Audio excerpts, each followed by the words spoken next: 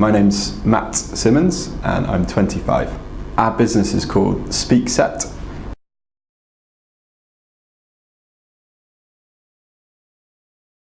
So SpeakSet is owned by three founders, myself, Adi, Kazual and Ewan Marshall.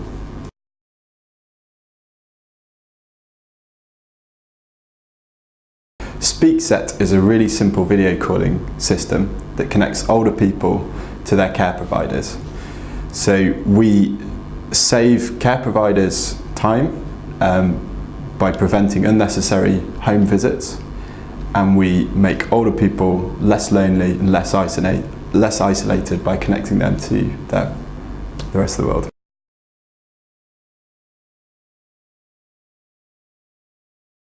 So myself and Addy's my best friend from university. We thought we'd have a crack at starting a business straight out of university from Oxford, and we joined a program called Entrepreneur First, which is a program designed to support graduates starting a business straight out of university. We met Ewan on the program and we tried all sorts of different ideas, from online dating to marketing to smart homes, and failed abysmally at all of them. And really we came together around the idea of building technology for older people. We did that because Ewan was actually living with his grandparents when he was on the program, and he saw problems every day with his elderly grandparents that he would solve by technology. So, for example, they'd never ever seen their great-grandchild because he lived in the south of France, and they were housebound, they couldn't go and visit him. So obviously Ewan got on Skype and showed them their great-grandchild. Similarly, they had all sorts of problems around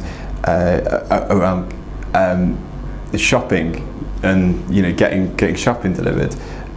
So Ewan would solve that by online shopping. That wasn't really accessible to them. So we thought actually building technology for older people would be a really good thing.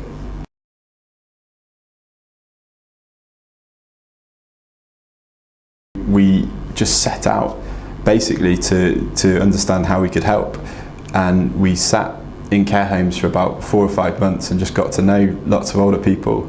Really tried to understand their lives, what they did, what they were interested in, and how we could help.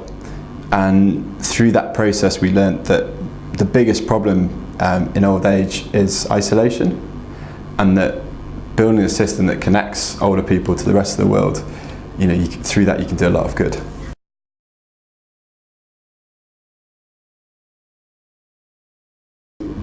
There's two sides to the system. There's the side that the older person uses, which is a really simple system that works through the TV. It works through the TV because this is the one piece of technology that pretty much everyone's familiar with. And through that system you can turn it on, you can place a call with one button, and you can have a chat to anyone around the world.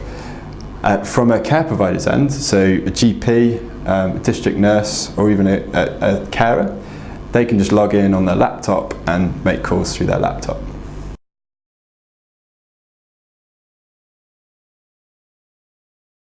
So I did an internship at McLaren. So I was working with the Formula One team for a summer, and for me as an engineer that was like the coolest job in the world I could think of. And it was amazing, but at the end of the 8 weeks I thought, well, I'm still sort of working for somebody else, and I was getting a bit restless, and so I thought, well, probably the only way to solve it was to go and start something myself.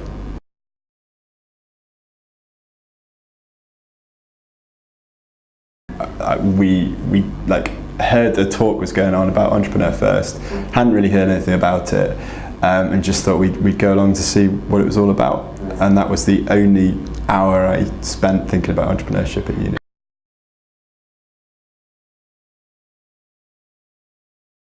It was kind of I suppose at that stage it was a two-way thing. So they were looking for candidates, so they came to university to try and recruit, and then as soon as we were interested, then we went through a selection process.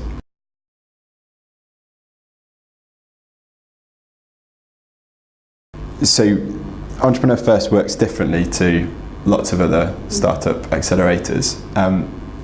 It's not interested in your idea or even your team.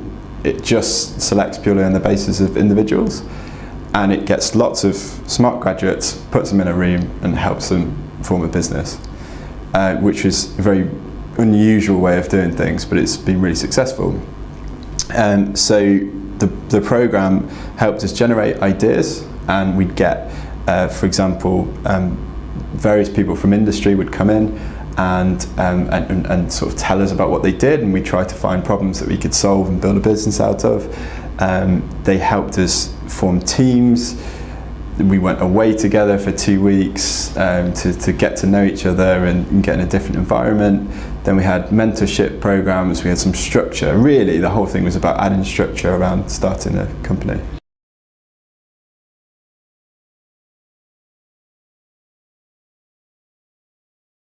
So officially for about 6 months, but the support never really stopped, so we're still in touch. Matt Clifford, who founded Entrepreneur First, is on our advisory board, and we can always pick up the phone. We're sort of part of a community now.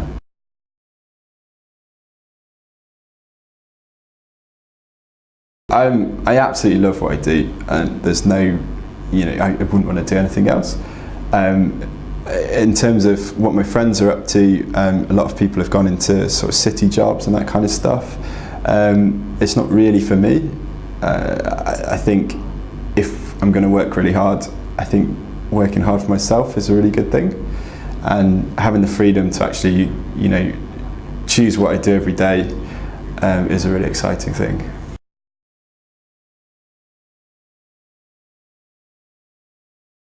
Through initially a series of grants, through the Nominate Trust and through the Big Venture Challenge, and through Impact Hub as well.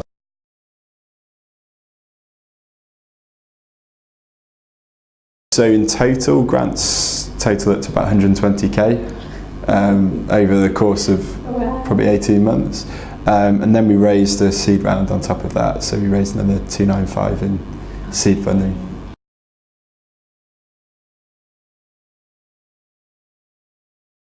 I think definitely people who are now officially on our advisory board, but there's a few people, basically people who have been there and done it before, and people who are really honest about how it went.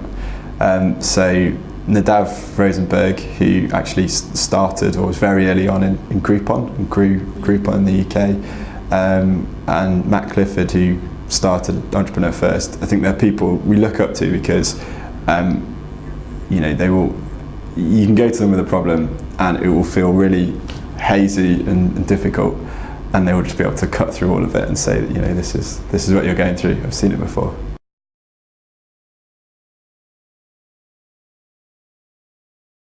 I think my advice to anyone starting a company is just do something that genuinely does some good.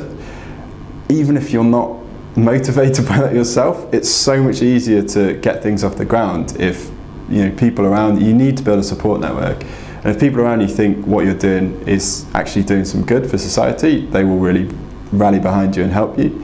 That's been really a good thing about SpeakSet.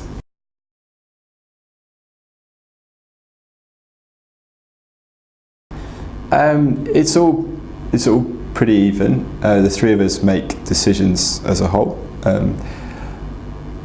I mean, of course, we're all putting everything into this. There's heated discussions, but I think we all fundamentally really respect each other, and that's really important.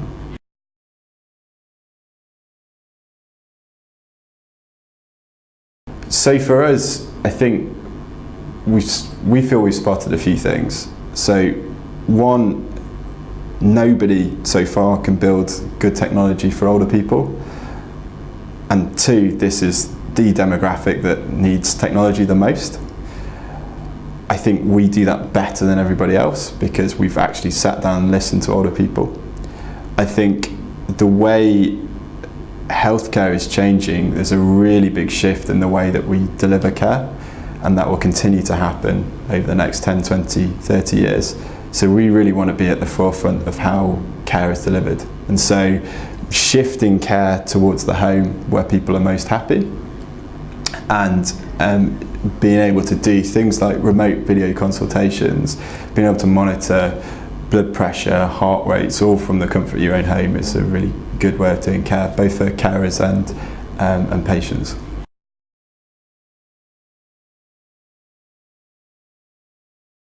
We sell directly to care providers, so it's always free for the patient. Okay. And we sell to care providers because care providers use SpeakSet because it saves them money and makes care easier to deliver.